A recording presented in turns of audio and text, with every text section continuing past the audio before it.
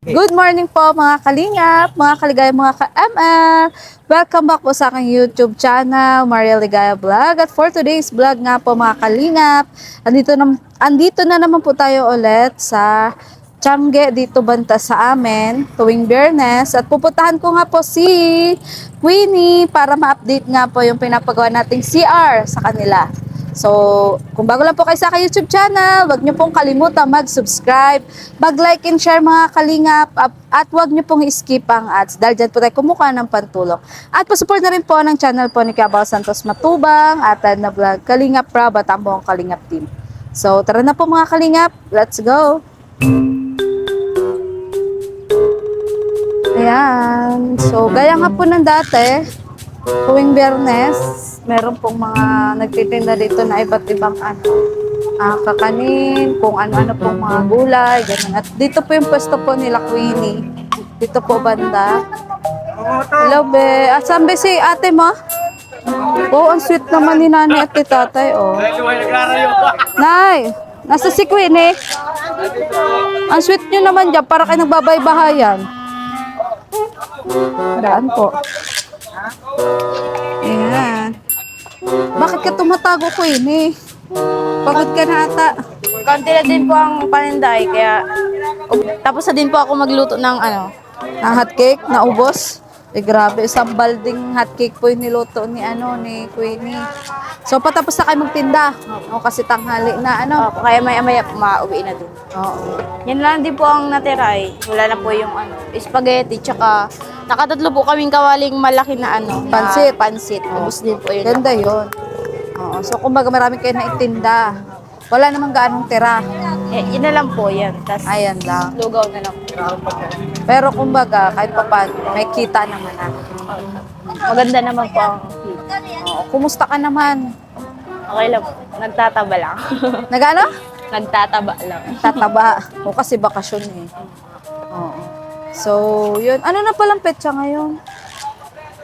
May 8. May 8. Opo, May 8. Oo. So, balitaan mo ko kung kailan yung canvassing, kung kailan yung kailangan mo yung gown, ha? Tapos yung Ang last canvassing mama 16, 15, 16 po. 15, 16. Oo. At yun, kumusta naman yung ginagawa doon sa inyo? Patapos na po yung yung CR. Parang na po bobong na lang po ata or kulang pa po yung hollow blocks. Kunti na lang po. Ito ang nagdi-deliver ko. Pero tuloy-tuloy yung paggawa no. Ay kaso bukas pala tas ngayon hindi nakagawa Oo. Pero wag ka mag-alala kasi tuloy-tuloy naman yun. At nandoon naman ay materyales, Oo. At yun nga. So, Tedad, anong masabi mo kasi kahit papaano yun, nakikita nyo na yung bagong CR na ginagawa. Parang yung pangarap namin nagkatotoo na rin. Kahit pa paano, kahit nagsimula sa CR. Oo, di ba? At Naka-achieve na kami ganun. may remembrance na. Oo, masaya na. Oo. Pwede ka nang maligo doon. Yes. Bakit pag naliligo kasi kayo may Hindi damit? ka makakahilot pag Oo. may damit. Tsaka pag sa bubon maliligo, siyempre, para pakiramdam mo, may nakatingin araw ka na Oo. ganun. Ikaw ba, Queenie, ganun din nararamdaman mo bilang dalaga? Kaya po talagang palagi pong gabi ako na naasikaso kong maligo. Pag wala pong pasok. Kasi Para hindi po ka, madilim po wala pong parang buwelo ka makahilod. Ganun. Oo, totoo naman yun. Sa kadalaga ka ay di mo masabi kung sa paligid mo pala, may nagnanasa na sa'yo. Diba? Oo, kaya importante po talaga yung CR. Kaya maraming salamat po sa anonymous sponsor. At kay Sir Mario Esguera. Ayan. Yun. Kailan ka pala mapa-enroll? Sabi po ng mga klase ko, maasikaso na po kami sa June po. Para po baga sa Rabay, tas magkakaklase din po kami ulit. First week ng June? Opo, basta po sa June. Sa June. Opo. Oo. So, yun nga. At second year na nga po si Queenie sa darating na pasukan. At sana nga po ngayong darating na pasukan ay sana yun, makapag-aral pa rin siya. At yun, sabi naman ng ng sponsor at Mr. Marius Guerra, tutulong naman sila sa abot ng kanilang makakaya. At yun, masaya din ako kasi kahit papano ay marami-rami na din yung naitulong sa'yo, Queenie. At saka pinaka-focus po talaga namin ay yung pag-aaral niya. Kasi alam mo ba, makatapos ka be, higit pa sa CR, pwede mong mabili, mapagawa. Yun nga po yung ano kaya po, kahit po, di ba mahirap po yung mga ilang ginagawa po namin, kahit hindi ko talaga siya, kahinaan ko po siya, talagang tinatry ko po sa sarili ko na gawin yun kasi po, kasama po yun sa pinag-aaralan namin, yun, kasama po yun sa course. Tama.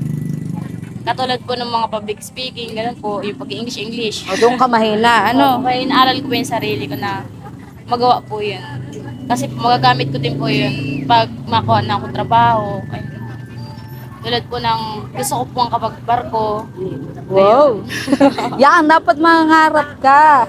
Dapat may pangarap talaga. Siyempre po, po ay nababalitaan ko, nababasa ko na mabilis po doon ang kita, po. Ayun, daming tips. Yun po. Yung tip talaga. Siyempre pag may pag may pera, mabibili mo na yung gusto mo. Yes. Oo. Siyempre po, gusto ko pong magpagawa ng sarili kong bahay namin kasi kami lang po yung doon na po, parang pinaka-bulok kong bahay dun sa akin. Yan, naiyak si Queenie. Bakit Queenie? Pangarap mo din ba talaga yung magkaroon ng maayos na bahay? Opo, kaya masaya po ako na Ito ka, Beb. Baka. Naiyak siya. Ikot ka rito.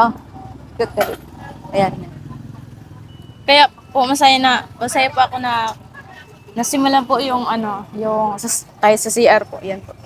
Siyempre po kami kahit wala man po kahit wala man pong mag-sponsor po doon sa bahay, siyempre po masikap mo kami na magawa po yung bahay namin kasi pangarap po namin talaga na ayun po, magkabahay po. Mm-mm. At kumbaga, iniisip mo na lang na hindi man siguro makuha sa vlog, pero kumbaga, positive thinking ka pa rin na pag nakatapos ka. Yung iniisip po ng iba na ayun, wala. Siyempre po, mahirap po kami na iniisip na ayun, wala yung parang hindi po sila angat, gano'n. Siyempre, papatunayan ko po na unang achievement ko po sa buhay na makapag-college pa ako kasi siyempre ako po yung unang nakapag-college sa pamilya. Ay, masaya po. Masaya na po ako doon.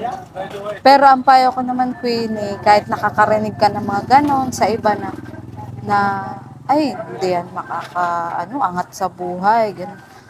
Although, gawin mo silang motivation. Opo, yun Pero po talaga. huwag kang magtatanim ng galit kahit kanino na, yun ba yung, may papatunayan ka, pero papatunayan mo siya na, na yung wala kang galit. Wala kang galit sa kanila. Na umangat ka man, matatandaan mo yung sasabihin nila sa iyo, pero hindi siya magiging parang kumbaga magtatanim ka ng galit sa ibang tao na ay yan, may natapobre ako niyan nung walang-wala ako, pero ngayon ganito ganyan. Kasi pangit din naman 'yon. Kailangan kung ano yung marating mo sa buhay, matanggap mo sa buhay, na ma-achieve mo. Siyempre man po, ang pangit mo kapag naabot mo na yung ganong status sa buhay, magmamayabang na doon mo po kasi yan. ako nagaling. Oo. Siyempre. Hayaan mo sila kahit nakakarinig ka ng gano'n, na yun nga hindi naman. Kumbaga, patutunayan mo. Pero, hindi ka magtatanim ng kahit na anong galit sa kanila. Oo, gano'n.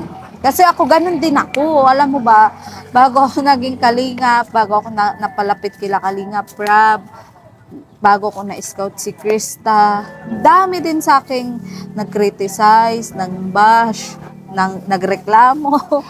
Pero sabi ko, hindi ko kayo iisipin or hindi ako magpapapekto sa inyo bilang para maghiganti ganun sa mga pinagdaanan ko. Iti-take ko siya, yung mga pinagdaanan ko as inspiration ko sa inyo. Inspiration ko na yun, maaabot ko yung mga pangarap ko, mapapasama ako sa Kalingap, kila Kalingap Prab, kila Kuya Bal, at yun, sabi ko balang araw makakahanap din ako ng taong deserving na talagang mapapasikat ko rin sa pamamagitan ko na yun nga, na nailapit natin kay Kalinga Prab, si Krista. At yun nga, nangyari. Pero nangyari yun kasi, kumbaga, hindi ko rin kinalimutan kung saan ako galing, kung sino nakatulong sa akin, kung anong pinagdaanan ko. At alam mo ba, yung mga tao dating nambaba sa akin, yung nakakarinig ako ng ganun, pag pinakitaan mo sila, Queenie, na ano, na kahit ginaganon ka nila, tapos ikaw, ganun ka pa rin sa kanila, yung mabait ka pa rin sa kanila, yung parang kumbaga, hindi mo sila pinapakitaan ng hindi maganda, sila mismo makaka-realize no na, ay, okay naman pala itong batang to, yung ganun baga. Sa mga susunod na araw po, wala na po silang masasabi. Oo, wala na sila sa'yo masasabi. Yung Marirealize na nila yung sinasabi nila sa'yo no na, ay, ano naman Mali pala, talaga yung mali sinasabi. pala yung sinasabi ko. Kumbaga, hindi naman pala talaga siya ganun. Naging judgmental lang pala. Yung ganun. O kasi, hindi natin kailangan laging makipag-away, gumante. Hindi natin kailangan laging makipag-kompetisyon para lang mapatunayan natin sarili natin. Ano? Maging mabuti ka lang, magsipag ka lang mag-aral, magpakatotoo ka lang, wag mo ikakaya kung anong kahirapan nyo. 'Di ba? Kasi dati nahiya ka ay. Opo. Oo, pero nga hindi ka na ba nahiya na nakikita na yung kailangan gagaya no, yung CR mo, 'di ba? Kung hindi ka naglakas loob na ipakita yung CR mo. Ngayon po, hindi na po ako mahihiya na syempre, pag may nadating po baga sa bahay na nakakaya mo po baga magpa-CR sa Oo. ganung klaseng CR. Oh, 'di ba? Pag nadating Oh, po ramdam kayo, kita. pag nadating po kayo na, syempre, masabi ko po, ay ganyan pa eh. Syempre po, nakakahiya man po kasi yung CR nyo po maganda po. Yung sa makikisiyar ko po sa amin. Syempre, ang sobrang pangit, nakakahiya man po baga. Kaya sobrang salamat po na nagka-CR na po kami. Tapos na, huwag ka magsalita. Yun, at para nga makita natin yung CR, punta natin at ma-update ko din do sa ano ng sponsor, ano, kung ano ng update, ano, para matuwa din naman yung tumutulong sa'yo, tumutulong din sa akin, na yun, may, ano, may progress at talagang andyan yung transparency natin na pinapagawa ko po talaga yung CR. Ano, although medyo natagalan po siya na ano, magawa, tapos ipagawa, kasi nga, yun, gaya, ngayon wala pong hollow block, so hindi po sila nakagawa. Kahapon nakagawa naman kaso wala yung asawa ko, tapos bukas may gawa din si Kuya Urot. So sa isang araw pa po magagawa ulit. Pero ang mahalaga po doon, nandun na po yung mga materyales. Tuloy-tuloy na po. Ano? At yun. Ate Eden, mapunta muna kami doon sa ano, doon sa ano, sa bahay nyo. Update namin yung CR. Ha? Oo, pero bago nga yun, Queen, ano, merong pinabibigay sa'yo si Sir Mario Esguera. Ayan, allowance mo daw. Kahit walang pasok, allowance. Thank you po. May allowance. 3,000 pesos. Thank you po. May allowance pa din po ako kahit walang pasok. At syempre hindi lang yan, ano, kumbaga ay yung about nga sa gown mo, yung sa pagkandidata mo. Ano po talaga yung iniisip ko ay kaya ayoko po magsali sa mga ganyan.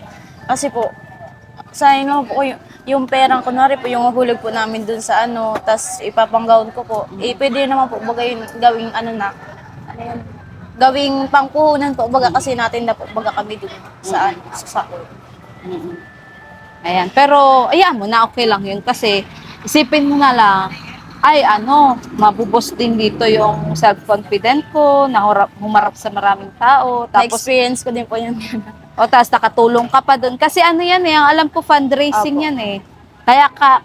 Kaya sila kumuha ng mga kandidata kasi nga tawag dito, yung para maka-gain sila ng fund sa ano nila, sa project nila. Para saan daw ba? Kasi may project yan sila eh. Ang alam ko po parang sa pastoral ata Sa po. pastoral, Sa pastoral. simbahan. Sa simbahan. O yun. Isipin mo na lang na, ay nakatulong din ako sa ano ko, sa project ng simbahan. Kaya din po ay nag-aasikaso din po ako. Kahit po nakakahiya, nalibot po ako ng sobre.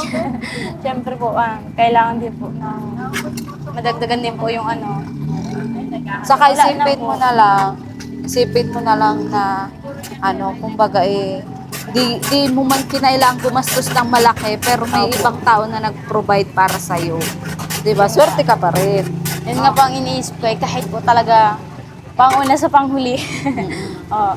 At okay na pala yung wifi mo, na-loadan ko. Salamat So, abot po, naman nila pala po. doon sa wifi mo. Basta mag-chat ka lang sa akin. Tapos kung hindi ko man agad ma-load, or busy ako doon. Naintindihan ko na po yung hindi nyo na-schedule kasi po, nasa, po kayo, nasa reunion po ba yung reunion na yun po. Siyempre po, alam nga makasabay pa naman po ako doon. Nakakapaghintay naman po yung wife. Tapos ko i-remind mo na lang ako ulit. Nag-chat ka bukas, tapos ako naka-reply. Sunod na araw, pwede na, Ate Ligaya, busy ka pa po. Yung gano'n ba, gano'n. Wala na pong load yung gano'n. At ako ang bahala nung load sa wifi mo. Kasi yun naman bagang pinangako ko sa yung tulong. Kasi di ba mahalaga din yung wifi para sa inyo. Talagang, lalo po yung, mas importante po yung kapag may pasok. Talagang, ngayon po kasi syempre wala mang papasok. Kaya hindi naman po ako nagpilit agad. Sige, Ate Eden. Ay, ika lang, magpalamig muna ako. Isang palamig daw muna, te. Yun, Ate Eden, mapunta muna kami doon sa bahay nyo para ma-update namin. Yung CR.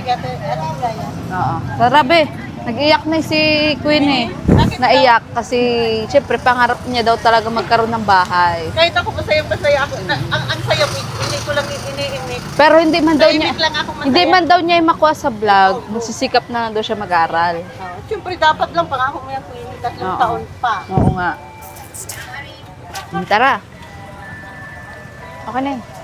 Yan nga po mga kalingap, pandito na po tayo kay La Queenie. Andyan ang mga aso ni Queenie. Si Labrador, kamukha ni Labrador. Yung aso namin. Mga kalingap. So, yan, mag-a-update lang po kami. Dito po sa pinapagawa po natin CR ni La Queenie. Ayan na po. Yan. Wow. Paano pala yung nito, babe, yung bowl? Ito, Yan, ito po, Dito po yung ilalagay yung bowl, di ba? Oo. Tapos, malawak naman po siya kahit paano dito magsi-CR. Dito, pa ganito. Tapos dito, yung parang paliguan nila.